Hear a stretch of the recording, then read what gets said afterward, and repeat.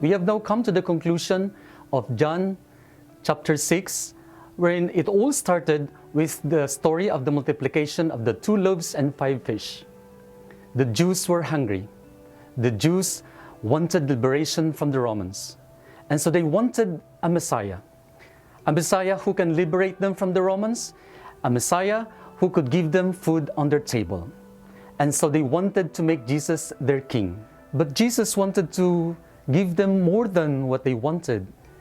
Yes, he was the Messiah, but more than a political Messiah, more than an economic Messiah.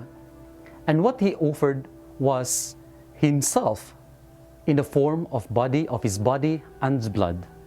But because the people did not want his message, they rejected Jesus, they stopped following Jesus, and this is what we call the Galilean crisis. 2,000 years after the miracle of the multiplication of the loaves and fish, the people of today still want a Messiah.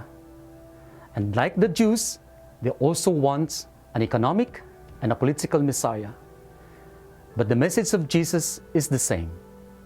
He wants to offer himself in the form of bread and wine.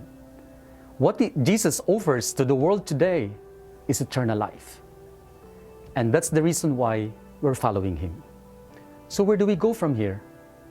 As a disciple of Christ, we take Peter's words as our own. When he said, "Lord, to whom shall we go? We believe and know that you have the words of eternal life, and we believe that you are the Christ. There is no other Messiah who can save the world except Jesus." And that is the reason why we continue to follow him.